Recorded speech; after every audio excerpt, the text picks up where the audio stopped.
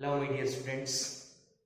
In the last video we have discussed two important and simple theorems, that is Rolle's theorem and second one mean value theorem. So in this video we have started one important concept. That concept is continuity. We already done with the differentiation.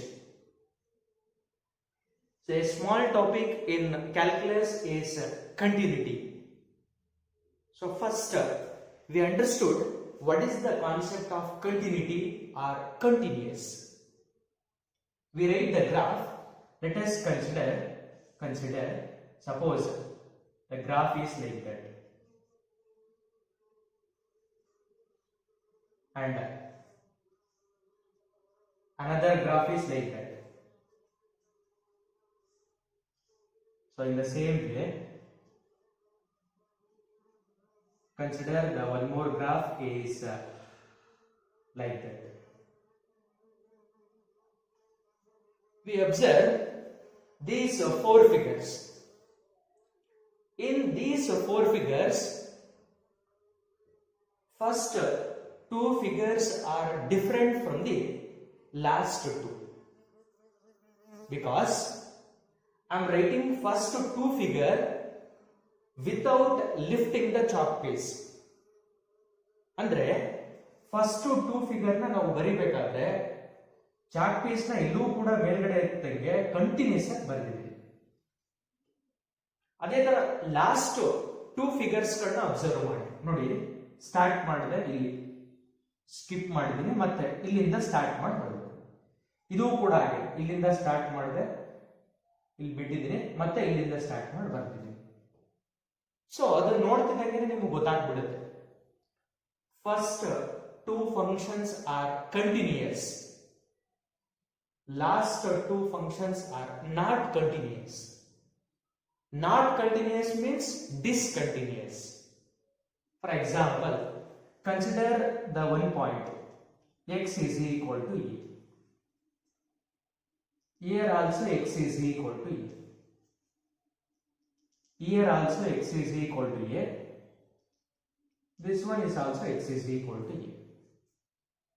We can say easily the given function is continuous at x is equal to a. The given function is continuous at x is equal to a. The given function is discontinuous at x is equal to a.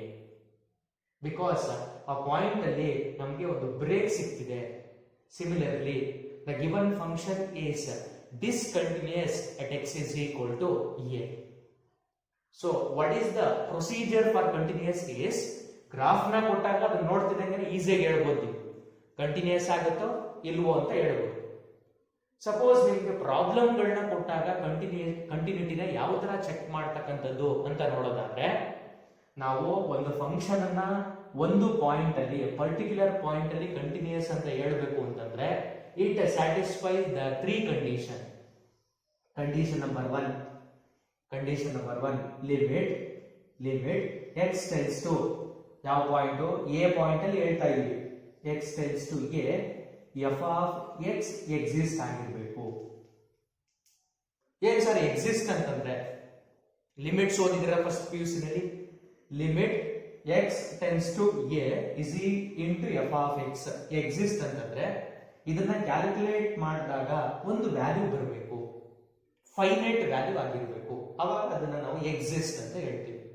Suppose ಇದನ್ನ calculate ಮಾಡಿದಾಗ infinity ಬಂತು ಅಂತಂದ್ರೆ, infinity is not a finite, ಅದನ್ನ exist ಅಂತ ಹೇಳೋಣ ನಾವು. ಇದು condition number 1.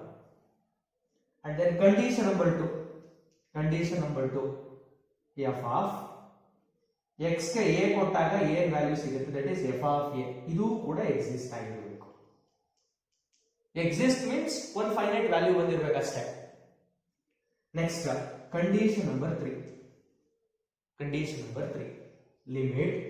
Limit x tends to a, f of x is equal to f of a ಆಗಿರಬೇಕು.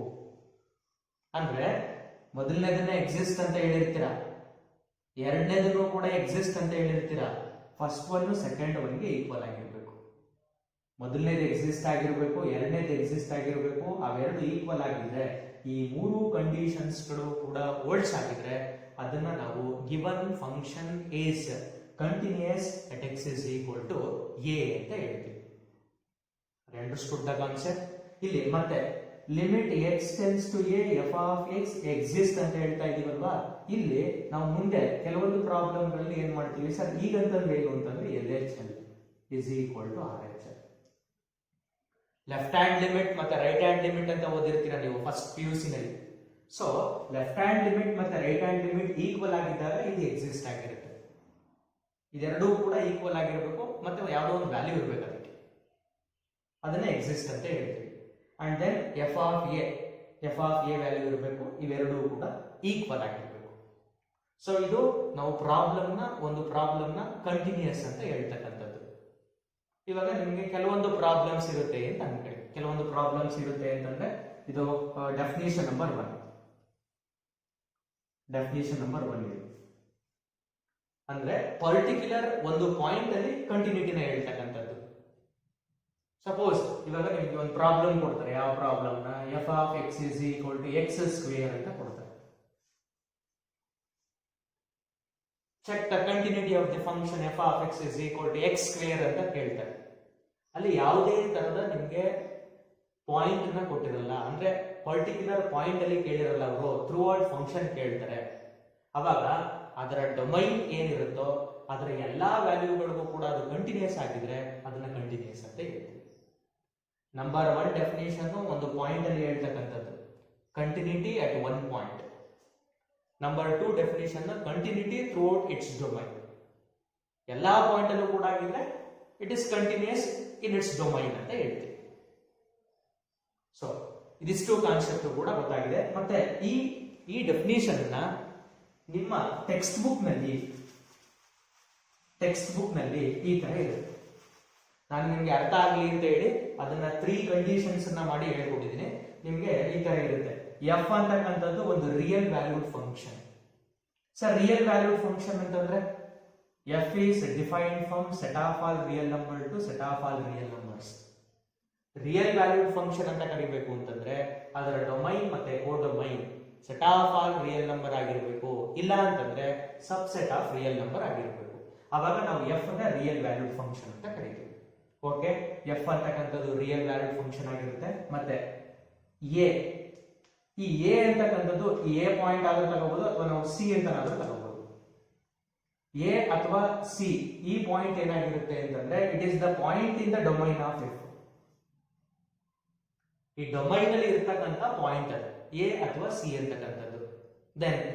Then limit x tends to a f of x is equal to, ಅಥವಾ x tends to c f of x is equal to f of c. ಈ ತರ ಇದ್ರೆ ಇದನ್ನ ನಾವು continuous ಅಂತ ಕರಿತೀವಿ. ಇದು ನಾವು ಅರ್ಥ ಮಾಡ್ಕೊಳ್ಳಲಿಕ್ಕೆ ಇರತಕ್ಕಂಥ ಡೆಫಿನೇಷನ್ಸ್. ತುಂಬಾ ನೀಟಾಗಿ ಅರ್ಥ ಆಗುತ್ತೆ 3 ಕಂಡೀಷನ್ಸ್ ಅಂತಂದ್ರೆ. ಇದು ನಿಮ್ಮ ಟೆಕ್ಸ್ಟ್ ಬುಕ್ ಅಲ್ಲಿ ಇರ್ತಕ್ಕಂಥ ಡೆಫಿನೇಷನ್. Both are correct. ನಿಮ್ಗೆ ಯಾವ್ದು ಈಸಿ ಅನ್ಸುತ್ತೋ ಅದ್ರ ಮುಖಾಂತರ ಫಾಲೋ ಮಾಡ್ತೀರಾ. ಯಾಕೆ ಈ ತರ ಇಷ್ಟೊಂದು ಡಿಟೈಲ್ಡ್ ಆಗಿ ಅದನ್ನ ಹೇಳ್ತಾ ಇದ್ದೀನಿ ಅಂತಂದ್ರೆ they will ask for 1 marks. define continuity at the point ಅಂತ ಕೇಳ್ತಾರೆ. Define continuity at the point ಅಂತ ಕೇಳಿದಾಗ ನೀವು ಡೆಫಿನೇಷನ್ ಈ ತರ ಬರೀಬೇಕು. Listen carefully. let f is a real valued function and c be any point in the domain of f. I will repeat once again. Let f is a real valued function and c be any point in the domain of f. Then limit x tends to c f of x is equal to f of c. ಅವಾಗ ನಾವು ಅದನ್ನ f is continuous at x is equal to c ಅಂತ ಹೇಳ್ತೀವಿ. f is a real valued function and c be any point in the domain of f such that limit x tends to c f of x is equal to f of c, then f is continuous at x is equal to c. Athwa in other words, if a function f is said to be continuous at x is equal to a, it satisfied ಅಂತ ಹೇಳಿ 3 condition ಬರೆದ್ರೆ ಆಯ್ತು. ಇದಾದ್ರೂ ಬರೀಬಹುದು ನೀವು definition ಅನ್ನ, ಇದಾದ್ರೂ ಬರೀಬಹುದು. ಇದು definition of continuity ಆಗಿರುತ್ತೆ ಆರ್ ಕಂಟಿನ್ಯೂಸ್ ಆಗಿರುತ್ತೆ. I hope that you are understood the concept. Okay, next sir, what are the functions which are continuous? Note number 1. First one is a constant function. Constant. Do you know what is constant function? First PUC ನಲ್ಲಿ study ಮಾಡಿರ್ತೀರಾ. Constant function ಗಳು continuous ಆಗಿರುತ್ತೆ. For example first PUC ನಲ್ಲಿ ಈ ತರ study ಮಾಡಿರ್ತೀರಾ. Relations and functions chapter ಅಲ್ಲಿ types of functions ಬರುತ್ತೆ. ಟೈಪ್ಸ್ ಆಫ್ ಫಂಕ್ಷನ್ಸ್ ಅಲ್ಲಿ identity, constant, signum and then modulus, ಈ ತರ ಫಂಕ್ಷನ್ಸ್ ಗಳು ಬರುತ್ತೆ. ಅದರಲ್ಲಿ ಕಾನ್ಸ್ಟೆಂಟ್ ಫಂಕ್ಷನ್ ಅಂತಂದ್ರೆ ಸಪೋಸ್ ಇಲ್ಲಿ ವ್ಯಾಲ್ಯೂ ಬರೀತೀನಿ ಅಂತಂದ್ರೆ ಸಪೋಸ್ ಇದೇನಾದ್ರೂ ಕೂಡ 1 ಆಗಿದೆ, ಇದೇನಾದ್ರೂ ಕೂಡ y 1 ಆಗಿದೆ, ಅದನ್ನ ಬರೀಬೇಕಾದ್ರೆ ನಾವು ಈ ತರ ಬರೀತೀವಿ, f of x is equal to 1 ಅಂತ ಬರೀತೀವಿ. ಅರ್ಥ ಆಗ್ತಿದೆಯಲ್ವ ಹೇಳ್ತಾ ಇರ್ತಕ್ಕಂಥದ್ದು? ಅಂದ್ರೆ ನಾವು ಯಾವುದೇ ಕಾನ್ಸ್ಟೆಂಟ್ ಫಂಕ್ಷನ್ ತಗೊಂಡ್ರು ಕೂಡ all constant functions are continuous. Note number 1. ಇದು ನಿಮಗೆ ಕಾನ್ಸೆಪ್ಟ್ಸ್ ಗೊತ್ತಿರಲಿ. ಎಲ್ಲಾ ಕಾನ್ಸ್ಟೆಂಟ್ ಫಂಕ್ಷನ್ಗಳು ಕೂಡ ಕಂಟಿನ್ಯೂಸ್ ಆಗಿರುತ್ತೆ. Next note number 2. All identity functions are continuous. Identity functions constant function ಅಂತಂದ್ರೆ ನೀವು ಏನೇ ಇನ್ಪುಟ್ ಕೊಟ್ಟರು ಕೂಡ ಔಟ್ಪುಟ್ ಒಂದೇ ಬರ್ತಿರುತ್ತೆ. ಸಪೋಸ್ ಇಲ್ಲಿ 1 ಇದ್ರೆ 1 ಬರ್ತಿರುತ್ತೆ, 2 ಇದ್ರೆ 2 ಬರ್ತಿರುತ್ತೆ. 1 ಕೊಟ್ಟರು 2ನೇ, 2 ಕೊಟ್ಟರು 2ನೇ, 3 ಕೊಟ್ಟರು 3ನೇ, 4 ಕೊಟ್ಟರು 2ನೇ, 5 ಕೊಟ್ಟರು ಕೂಡ 2ನೇ ಬರ್ತಿರುತ್ತೆ. ಅದು ಕಾನ್ಸ್ಟೆಂಟ್ ಫಂಕ್ಷನ್. ಐಡೆಂಟಿಟಿ ಫಂಕ್ಷನ್ ಅಂತಂದ್ರೆ ನೀವೇನು ಕೊಡ್ತೀರ ಅದು ಬರುತ್ತೆ. ಸಪೋಸ್ ಎಫ್ ಆಫ್ 1 ಕೊಟ್ರೆ 1 ಬರುತ್ತೆ, 2 ಕೊಟ್ರೆ 2 ಬರುತ್ತೆ, 3 ಕೊಟ್ರೆ 3 ಬರುತ್ತೆ, x ಕೊಟ್ರೆ x ಬರುತ್ತೆ, x ಕೊಟ್ರೆ x ಬರುತ್ತೆ. ಇಲ್ಲಿ ಏನೇ ವ್ಯಾಲ್ಯೂ ಕೊಟ್ಟರು ಕೂಡ ಒಂದೇ value. Generally it is denoted by k, constant. But here ನೀವು ಏನೇ ಇನ್ಪುಟ್ ಕೊಟ್ಟರು ಕೂಡ ಔಟ್ಪುಟ್ ಅದೇ. 1 ಕೊಟ್ರೆ 1, 2 ಕೊಟ್ರೆ 2, 3 ಕೊಟ್ರೆ 3, 4 ಕೊಟ್ರೆ 4, x ಕೊಟ್ರೆ x ಬರುತ್ತೆ. So all identity functions are continuous. All constant functions are continuous. All identity functions are continuous. Note number 3. All polynomial functions are continuous. This is important. All polynomial functions are continuous. What is polynomial function? Polynomial function. Any function polynomial ಅಂತಂದ್ರೆ ನಿಮಗೆ ಗೊತ್ತಿರುತ್ತೆ. Polynomial ಅಂತಂದ್ರೆ any function is of the form a0 plus a1 into x plus a2 into x square plus a3 into x cube plus etc. an into x power n. ಇದೆಲ್ಲ ಏನಾಗಿರುತ್ತೆ? Polynomial function ಆಗಿರುತ್ತೆ. Sir example ಕೊಡಿ ಒಂದು polynomial function ಗೆ f of x is equal to x cube plus 3x square plus 2x. This one is a polynomial function, so it is continuous. And then all rational functions are continuous. Sir, what is meant by rational numbers or rational functions? If any function is of the form f of x divided by g of x, ಈ ತರ ಇದ್ರೆ ಇದನ್ನ ನಾವು rational functions ಅಂತ ಕರಿತೀವಿ. f of x ಅಂತಕ್ಕಂಥದ್ದು ಒಂದು polynomial ಆಗಿರುತ್ತೆ, g of x ಅಂತಕ್ಕಂಥದ್ದು ಒಂದು ಪಾಲಿನಾಮಿಯಲ್ ಆಗಿರುತ್ತೆ. ಎಲ್ಲಾ rational functionಗಳು ಕೂಡ ಏನಾಗಿರುತ್ತೆ? ಕಂಟಿನ್ಯೂಸ್ ಆಗಿರುತ್ತೆ. So in the note number 1 concept, all constant functions are continuous, all identity functions are continuous, all polynomial functions are continuous, all rational functions are continuous. And then one more note, f and g are two continuous functions at some particular point at x is equal to c. If f and g are two continuous functions, these two are continuous at x is equal to c.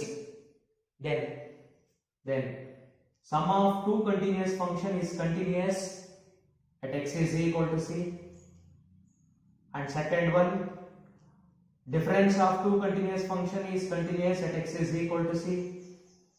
and then third one multiplication of two continuous function at x is equal to c, and then last one division of two continuous function is continuous at x is equal to c.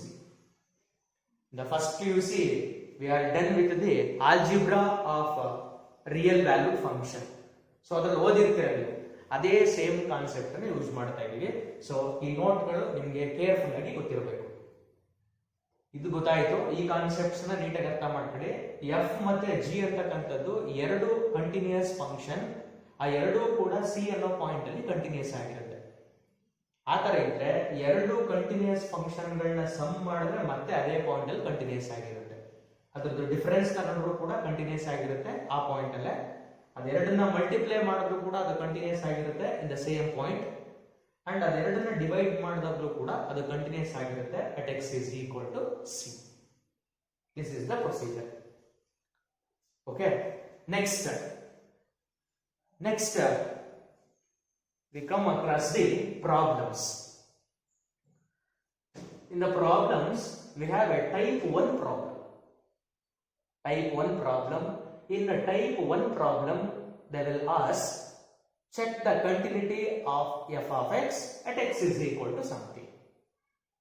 Type 1 problem ಅಲ್ಲಿ ನಿಮಗೆ ಯಾವ ತರ problems ಗಳಿರುತ್ತೆ ಅಂತಂದ್ರೆ ಒಂದು function ಕೊಟ್ಟಿರ್ತಾರೆ, ಅದಕ್ಕೆ ಒಂದು point ಕೊಟ್ಟಿರ್ತಾರೆ, ಯಾವುದೋ ಒಂದು ಪಾಯಿಂಟ್ ಕೊಟ್ಟಿರ್ತಾರೆ, ಆ ಪಾಯಿಂಟ್ ಅಲ್ಲಿ ಕಂಟಿನ್ಯೂಟಿನ ಚೆಕ್ ಮಾಡಿ ಅಂತ ಹೇಳ್ತಾರೆ. So in the first problem check the continuity of the function f of x is equal to 2x plus 3 at x is equal to 1. So we want the continuity of f of x at x is equal to 1. It satisfies the three conditions. I am writing here three condition. The condition number 1 is limit x tends to ಯಾವ point ಕೊಟ್ಟಿದ್ರೆ 1 ಕೊಟ್ಟಿದ್ರೆ 1 ಕೊಟ್ಟಾಗ f of x ಅಂತಕ್ಕಂಥದ್ದು exist ಆಗಿರಬೇಕು. Exist ಆಗಬೇಕು ಅಂತಂದ್ರೆ ಒಂದು value ಸಿಗ್ಬೇಕು ಅದಕ್ಕೆ. ಕಂಡೀಷನ್ ನಂಬರ್ 2 x ಗೆ 1 ಕೊಟ್ಟಾಗ ಅದೇನಾಗಿರುತ್ತೆ f of 1 ಆಗಿರುತ್ತೆ. f of 1 ಸಿಗಬೇಕು, f of 1 exist. Condition number 3 limit x tends to 1 f of x is equal to f of 1. ಇವೆರಡು ಈಕ್ವಲ್ ಆಗಬೇಕು. This is the procedure for checking the continuity of the function. So first check the number 1, condition number 1. So here limit x tends to 1. Limit x tends to 1 f of x is equal to limit x tends to 1. They are given f of x is equal to 2x plus 3. So substitute f of x is equal to 2x plus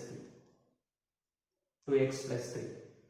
What is the meaning of limit x tends to 1? Limit x tends to 1 is nothing but put x is equal to 1.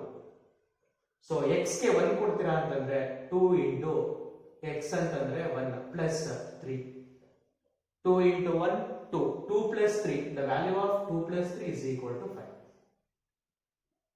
Exist ಮೊದಲನೇ condition holds ಆಗಿದೆ, means ಮೊದಲನೇ condition satisfied ಆಗಿದೆ. Finite value ಬಂತು ಅಂತಂದ್ರೆ ಸಿಕ್ತು ಅಂತ ಹೇಳಿ. And then next also ಇದನ್ನ ಕ್ಯಾಲ್ಕುಲೇಟ್ ಮಾಡಬೇಕು. f of 1 is equal to, they are given f of x, we want f of 1, so put x is equal to 1. 2 into x place ಗೆ 1 ಬರೀತೀರಾ plus 3 is equal to 2 into 1 2 plus 3 is nothing but 5.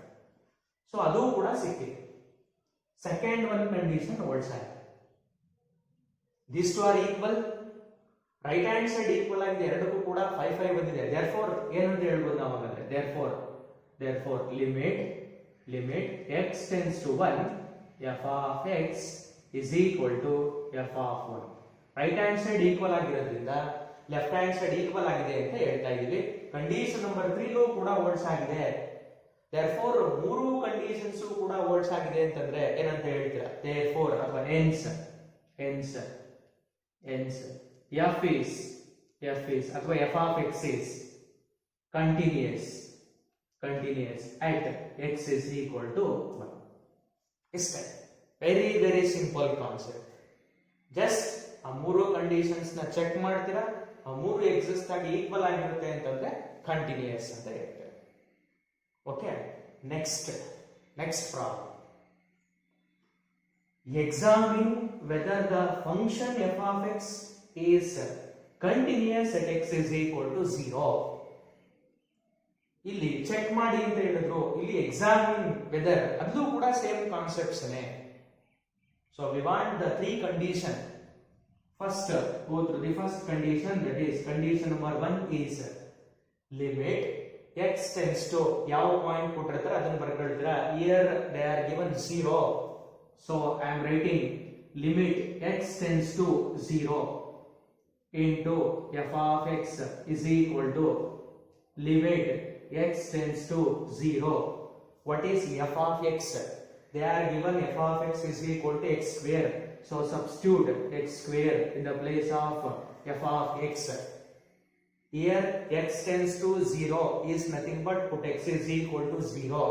0 square, x ke 0 kodtira antandre 0 square. The 0 square is equal to 0. 0 is also a finite number. So condition number 1 holds. And then next, now check f of, here they are given 0. So what is f of 0? f of 0 is equal to, they are given f of x is equal to x square. Substitute x is equal to 0. So 0 square, the value of 0 square is equal to 0. So hence condition number 2 holds. ಎರಡರಲ್ಲೂ ಕೂಡ right hand side words ಆಗಿದೆ, ಆದ್ರಿಂದ ನಾವೇನ್ ಹೇಳ್ಬೋದು, left hand side equal ಅಂತ ಹೇಳ್ಬೋದು. therefore limit x tends to 0 f of x is equal to f of 0. So all the 3 conditions are verified.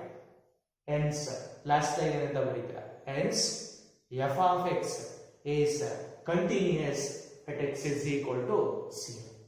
That's all. ತುಂಬಾ simple concept, very simple concept. And this problem is appeared in your question paper for only 1 marks. ಈ ತರ ಏನು questions ಗಳಿರುತ್ತೋ ಅದನ್ನ ನಿಮಗೆ 1 mark ಗೆ ಮಾತ್ರ ಕೇಳ್ತಾರೆ. And in the concept of continuity we have 1 plus 4, and ಈ 1 marks may or may not be, but 4 marks is compulsory. Continuity concepts ಅಲ್ಲಿ ಇದು ಕಂಟಿನ್ಯೂಟಿ ಡಿಫರೆನ್ಷಿಯಬಿಲಿಟಿ ಬರ್ತಕ್ಕಂಥ ಒಂದು ಟಾಪಿಕ್ ಅಷ್ಟೇ, ಬೇರೆ ಚಾಪ್ಟರ್ಸ್ ಅಲ್ಲ. ಈ ಕಾನ್ಸೆಪ್ಟ್ಸ್ ಇಂದ 1 ಮಾರ್ಕ್ಸ್ ಗೆ May R may not be, ಕೊಟ್ಟರು ಕೊಡಬಹುದು, ಕೊಡದೇನೆ ಇರಬಹುದು, ಬಟ್ 4 ಮಾರ್ಕ್ಸ್ ಗೆ ಒಂದು ಕಂಪಲ್ಸರಿ ಕ್ವಶನ್ ಇರುತ್ತೆ. ಅಂದ್ರೆ ಈ ಕಾನ್ಸೆಪ್ಟ್ ಗೆ ವೆಯ್ಟೇಜ್ 4 to 5 ಇರುತ್ತೆ. ಸೊ ಇವಾಗ ನಾನು ಮಾಡ್ತಾ ಇರ್ತಕ್ಕಂಥ ಕಾನ್ಸೆಪ್ಟ್ಸ್ ಎಲ್ಲ 1 ಮಾರ್ಕ್, ಟೈಪ್ 1 ಮತ್ತೆ ಟೈಪ್ 2 ಬರುತ್ತೆ, ಅದು ಕೂಡ 1 ಮಾರ್ಕ್ ಕ್ವಶನ್ಸ್. ಟೈಪ್ 3 ಪ್ರಾಬ್ಲಮ್ಸ್ ಬರುತ್ತೆ, ಅದು ನಿಮಗೆ 4 marks questions. Okay.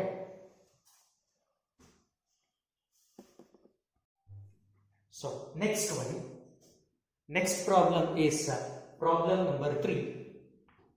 Examine whether the function f of x is equal to 2x square minus 1 is continuous at x is equal to 3.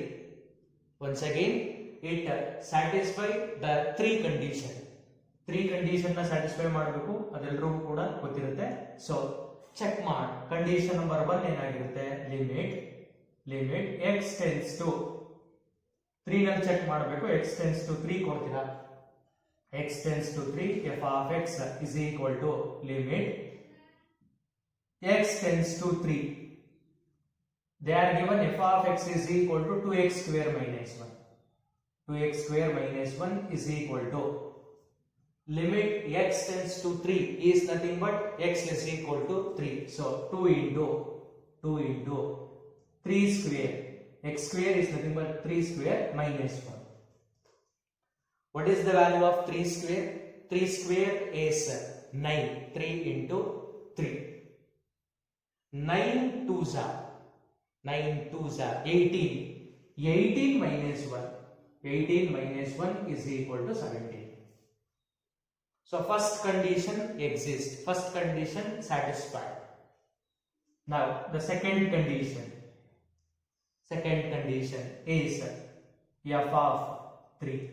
F of 3 is equal to, here f of x is equal to 2x square minus 1. We want f of 3. Put x is equal to 3. So 2 into 3 square minus 1. That value is equal to 3 square is 9. 9 into 2, 18. 18 minus 1 is equal to 17. So we get the second condition. In the first one and second one, we observe that right hand side are equal. So therefore, R implies limit x tends to 3, x tends to 3, f of x is equal to f of 3. So here right hand side are equal, therefore I am writing left hand side are equal. Hence, or therefore f is continuous at ಯಾವ point ಅಲ್ಲಿ 3, x is equal to 3. This type, very simple concept. And then in the next problem, prove that means ಆಗುತ್ತೆ, ಅದನ್ನ prove ಮಾಡಬೇಕು ನೀವು ಅಷ್ಟೇ. Prove that the function f of x is equal to 5x minus 3 is continuous at x is equal to 0.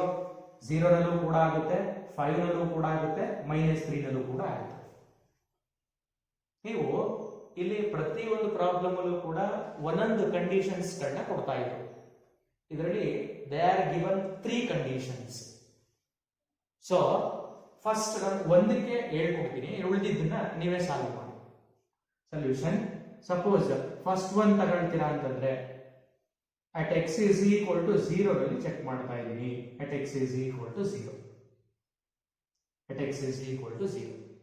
ನೀವು ಇದೇ ತರ ಇದು complete ಆದ್ಮೇಲೆ next at x is equal to 5, ಅದಾದ್ಮೇಲೆ at x is equal to -3, ಅದನ್ನ ನೀವೇ ಮಾಡಬೇಕು. So at x is equal to 0 ಮೂರು ಕಂಡೀಷನ್ಸ್ ನ ಸ್ಯಾಟಿಸ್ಫೈ ಮಾಡಬೇಕು. ಬರೀತಾ ಇದ್ದೀನಿ first one, limit x tends to 0 f of x is equal to limit x tends to 0. What is f of x? F of x is 5x minus 3. 5x minus 3 is equal to, put x is equal to 0. 5 into x is nothing but a 0 minus 3. 5 into 0, 0. 0 minus 3, we get -3. So -3. And then first one condition is satisfied. Next second one, f of 0. We want f of 0 is equal to, here f of x is 5x minus 3. So f of 0 is 5 into 0 minus 3. So 0 minus 3, finally we get -3. Therefore in these two equations, right hand side are equal. So I am writing limit x tends to 0, f of x is equal to f of 0. So next slide ಏನು ಬರೀತೀರಾ? Therefore f is continuous at x is equal to 0. ಒಂದು problem complete ಆಯ್ತು. Same procedure ನ ನೀವೇನ್ ಮಾಡಬೇಕು, ಇಲ್ಲಿ at x is equal to 5 ಅಂತ ತಗೋಬೇಕು. ಇಲ್ಲೆಲ್ಲ x ಗೆ 5, x tends to 5, x tends to 5, x place ಗೆ 5 ಕೊಡ್ತೇವೆ. ಇಲ್ಲೂ ಅಷ್ಟೇ f of 5 ಕ್ಯಾಲ್ಕುಲೇಟ್ ಮಾಡಿ ಈಕ್ವಲ್ ಆಗುತ್ತೆ ಅಂತ ಹೇಳಿ f is continuous at x is equal to 5. ಅದೇ ತರ ನೀವೇನ್ ಮಾಡಿ -3 ತಗೊಳ್ಳಿ, at x is equal to -3. Same procedure ನ ಫಾಲೋ ಮಾಡಿ. ಅವೆರಡು ಒಂದು ಹೇಳ್ಕೊಟ್ಟಿದ್ದೀನಿ ನಾನು, ಇದೆರಡನ್ನ ನೀವು ಹೋಮ್ ವರ್ಕ್ ಮಾಡಬೇಕು, ಆಗ್ಬೋದಲ್ಲ? Next problem number 5th one. Prove that the function f of x is equal to x power 4 is continuous at x is equal to n. At x is equal to n ಅಲ್ಲಿ continuous ಆಗುತ್ತೆ ಅದು, ಅದನ್ನ ನೀವು just prove ಮಾಡಬೇಕಷ್ಟೇ. So once again we check the 3 condition solution. Condition number 1 is limit x tends to n ಕೊಟ್ಟಿದ್ದಾರೆ, x tends to n, f of x is equal to limit x tends to n, f of x ಅಂತಂದ್ರೆ x to the power of 4 is equal to x tends to n is nothing but substitute x is equal to n. So we get n to the power of 4. Replace x by n, we get n power 4. In the same way, now f of n, we have to calculate f of n. F of n is equal to, they are given f of x is equal to x power 4. Replace x by n, then value is n to the power of 4 is nothing but n power 4. So once again, right hand side are equal. Right hand side equal ಆಗಿರೋದ್ರಿಂದ ನಾವೇನಂತ ಹೇಳಬಹುದು, therefore left hand side ನ equal ಅಂತ ಬರೆಯಬಹುದು, ಅಥವಾ implies limit x tends to n, f of x is equal to f of n. So equal ಆಯ್ತು ಅಂತಂದ್ರೆ once again ಏನಂತ ಬರೀತೀರಾ, therefore f is continuous ಯಾವ ಪಾಯಿಂಟ್ ಅಲ್ಲಿ, at x is equal to n. f is continuous at x is equal to n. And then next one, ಅವರು problem ನ ಯಾವ ತರನಾದ್ರೂ ಕೇಳಬಹುದು, ಎಕ್ಸಾಮಿನ್ ಅಂತನಾದ್ರೂ ಕೇಳಬಹುದು, ಶೋ ದಟ್ ಪ್ರೂವ್ ದಟ್ ಅಂತನಾದ್ರೂ ಕೇಳಬಹುದು, ಅಥವಾ ಚೆಕ್ ಅಂತನಾದ್ರೂ ಕೇಳಬಹುದು.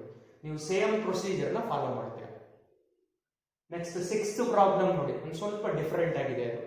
Show that the function f of x is equal to, ಎರಡು ಕಂಡೀಷನ್ಸ್ ಇದೆ. If x not equal to 0 ಆಗಿದ್ದಾಗ ಇದನ್ನ ತಗೋಬೇಕು, x is equal to 0 ಆಗಿದ್ದಾಗ ಇದನ್ನ ತಗೋಬೇಕು. Is not continuous at x is equal to 0, ಅಂದ್ರೆ ಅದು ಕಂಟಿನ್ಯೂಸ್ ಆಗಲ್ಲ ಅಂತ ಪ್ರೂವ್ ಮಾಡಬೇಕು. ಕಂಟಿನ್ಯೂಸ್ ಆಗಲ್ಲ ಅಂತಂದ್ರೆ ಇವೆರಡು ಈಕ್ವಲ್ ಆಗಿರಲ್ಲ, ತುಂಬಾ ಸಿಂಪಲ್ ಅಷ್ಟೇ. ಆಗಿರುತ್ತೆ ಅಂತಂದ್ರೆ ಈಕ್ವಲ್ ಆಗಿರುತ್ತೆ, ಆಗಿರಲ್ಲ ಅಂತಂದ್ರೆ ಈಕ್ವಲ್ ಆಗಿರುತ್ತೆ. ಸೊ ಚೆಕ್ ಮಾಡ್ತಾ ಬರೋಣ. First solution. ಫಸ್ಟ್ ನಾವೇನ್ ಮಾಡ್ತೀವಿ ಅಂತಂದ್ರೆ ಲೆಫ್ಟ್ ಹ್ಯಾಂಡ್ ಅಂದ್ರೆ ಫಸ್ಟ್ ಕಂಡೀಷನ್ ತಗೊಳ್ತೀವಿ. ಫಸ್ಟ್ ಕಂಡೀಷನ್ ಏನನ್ನ ನಾವು ಚೆಕ್ ಮಾಡಬೇಕು ಅಂತಂದ್ರೆ ಲಿಮಿಟ್ x ಟೆನ್ಸ್ ಟು, ಯಾವ ಪ್ರಾಬ್ಲಮ್, ಈ ಪ್ರಾಬ್ಲಮ್ ಅಲ್ಲಿ ಯಾವ ಪಾಯಿಂಟ್ ಅಲ್ಲಿ ಚೆಕ್ ಮಾಡಬೇಕು, x is equal to 0 ದಲ್ಲಿ. So 0, x tends to 0, f of x is equal to limit x tends to 0. In the previous problem, only one f of x value is given. ಎಲ್ಲಾ ಪ್ರಾಬ್ಲಮ್ಗಳನ್ನ observe ಮಾಡಿ f of x ಗೆ only one value ಮಾತ್ರ ಇರ್ತಿತ್ತು. But ಈ problem ಅಲ್ಲಿ ಎರಡು ವ್ಯಾಲ್ಯೂಸ್ಗಳಿದೆ. So limit x tends to 0. x tends to 0 ಅಂತಂದ್ರೆ ಅದು ಎಕ್ಸಾಕ್ಟ್ ಆಗಿ 0 ಆಗಿರಲ್ಲ, ಅಂದ್ರೆ ಈ ತರ ಬರೆಯೋಕ್ಕಾಗಲ್ಲ ಅದನ್ನ. x is equal to 0 ಬೇರೆ, x tends to 0 ಬೇರೆ. ಸರ್ ಇದೆರಡಕ್ಕೆ ಡಿಫರೆನ್ಸ್ ಏನು ಅಂತಂದ್ರೆ, ಇದು ಎಕ್ಸಾಕ್ಟ್ ಆಗಿ 0ನೇ ಆಗಿರುತ್ತೆ. x tends to 0 ಅಂತಂದ್ರೆ ಅದನ್ನ tends to ಅಂತ ಓದ್ತಾ ಇರ್ತೀವಿ.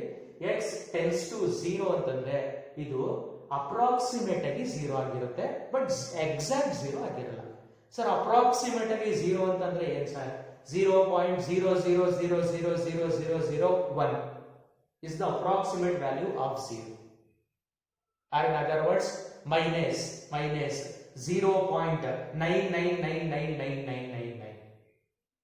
ಅದಕ್ಕೆ ಅಪ್ರಾಕ್ಸಿಮೇಟ್ ಏನಾಗಿರುತ್ತೆ? 0 ಬರುತ್ತೆ. ಅಂದ್ರೆ ಈ x tends to 0 ಅಂತಂದ್ರೆ ಇದು ಎಕ್ಸಾಕ್ಟ್ 0 ಆಗಿರಲ್ಲ, ಇದು ಎಕ್ಸಾಕ್ಟ್ 0 ಆಗಿರುತ್ತೆ.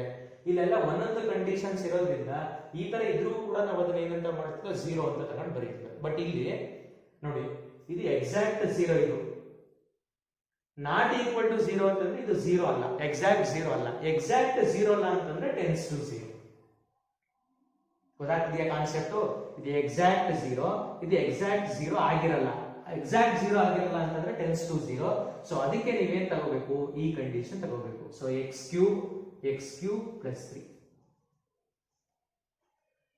Next, put x is equal to 0. x ಗೆ 0 ಕೊಡ್ತೀರಾ ಅಂತಂದ್ರೆ 0 ಕ್ಯೂಬ್ ಪ್ಲಸ್ 3 ಆಗುತ್ತೆ. ಸೊ 0 ಕ್ಯೂಬ್ ಪ್ಲಸ್ 3 ಅಂತಂದ್ರೆ ಪ್ಲಸ್ 3 ಸಿಗುತ್ತೆ. ಒಂದು ಕಂಡೀಷನ್ ಓಲ್ಡ್ಸ್ ಆಯ್ತು.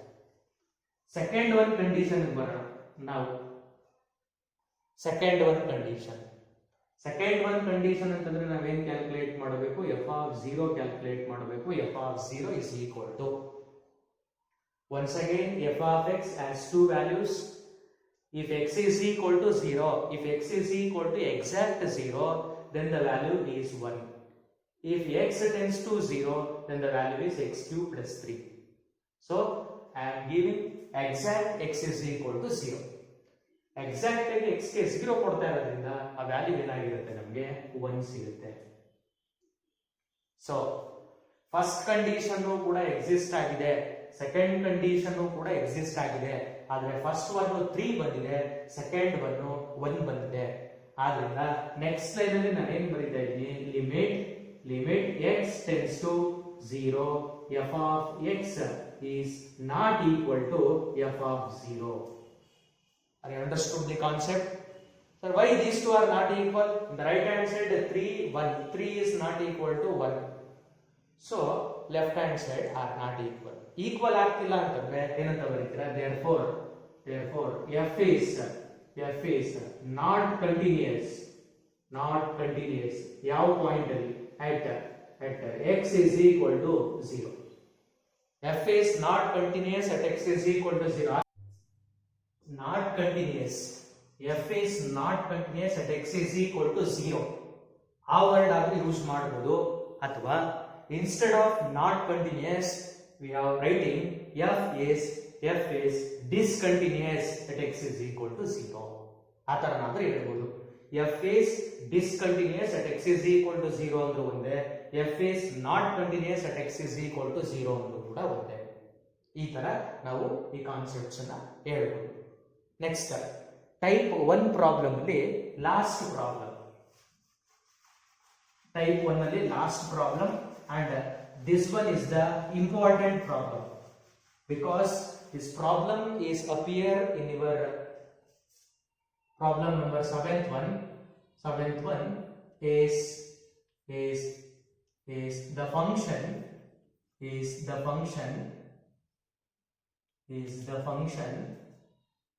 f of x is equal to x square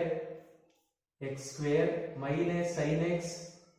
f of x is equal to the function f of x is equal to x square minus sin x plus 5 is continuous at x is equal to pi. This one is the important problem and preparatory for the state level preparatory examination. This problem is appeared. So is the function f of x is equal to x square minus sin x plus 5 is continuous at x is equal to pi. is ಅಂತ ಕೇಳಿದ್ರೆ ಹಾಗಂತಂದ್ರೆ ಅದು ಆಗುತ್ತಾ ಅಥವಾ ಆಗಲ್ವಾ ನಾವು check ಮಾಡಬೇಕು. Once again 3 conditions ಇರುತ್ತೆ, ಆ 3 ಕಂಡೀಷನ್ಸ್ ಕೂಡ ಚೆಕ್ ಮಾಡ್ತಾ ಬರೋಣ. First take f of x is equal to x square minus sin x plus 5. So first condition is limit x tends to ಯಾವ ಪಾಯಿಂಟ್ ಅಲ್ಲಿ ಪೈ ನಲ್ಲಿ ಚೆಕ್ ಮಾಡಬೇಕು. So x is equal to pi, f of x is equal to limit x tends to pi. Write f of x is x square minus sin x plus 5. So put x is equal to pi. That value is equal to x is nothing but pi square. X is nothing but pi square minus sin pi plus 5. x place ಗೆ pi substitute ಮಾಡ್ತೀರಾ. Further simplification ಏನಾದರೂ ಮಾಡಬಹುದಾ ಅಂತ ನೋಡಿ. Here sin pi is there. The value of sin pi is 0. sin pi ಅಂತಂದ್ರೆ value ಏನಾಗುತ್ತೆ 0 ಆಗುತ್ತೆ. So that value is equal to pi square plus 5. pi square plus 5 ಆಗುತ್ತೆ first condition. And then second condition, second one, we want f of pi. F of pi is equal to, they are given f of x, we want f of pi, put x is equal to pi. In the last problem there are two conditions, so ಅಲ್ಲಿ functions ತಗೋಬೇಕಾದ್ರೆ careful ಆಗಿ ತಗೋಬೇಕು. ಇಲ್ಲಿ ಒಂದೇ ಇರೋದ್ರಿಂದ ಎಲ್ಲದಕ್ಕೂ ಅದೇ ಆಗಿರುತ್ತೆ. ಸಬ್ಸ್ಟಿಟ್ಯೂಟ್ ಮಾಡ್ತೀರಾ. f of pi is nothing but x square means pi square minus sin pi plus 5. Once again the value of sin pi is 0, so that value is equal to pi square plus 5. So in both the cases right hand side are equal. Right hand side are equal ಆಗಿರೋದ್ರಿಂದ left hand side ನ equal ಅಂತ ಹೇಳ್ತಾ ಇದೀನಿ. So limit x tends to pi f of x is equal to f of pi. So equal ಆಗಿರೋದ್ರಿಂದ therefore f is continuous at x is equal to pi. f is continuous at x is equal to pi. ಈ problem ಕೂಡ ನಿಮಗೆ 1 ಮಾರ್ಕ್ಗೆ ಕೇಳ್ತಕ್ಕಂಥ problem ಇದೆ. So 1 ಮಾರ್ಕ್ಗೆ type 1 ಅಲ್ಲಿ ಇರ್ತಕ್ಕಂಥ ಯಾವ problem ಬೇಕಾದರೂ ಕೂಡ ಕೇಳಬಹುದು. ನೀವು ಯಾವುದನ್ನು ಕೊಟ್ಟರೂ ಕೂಡ ರೆಡಿ ಇರಬೇಕು. ಓಕೆ.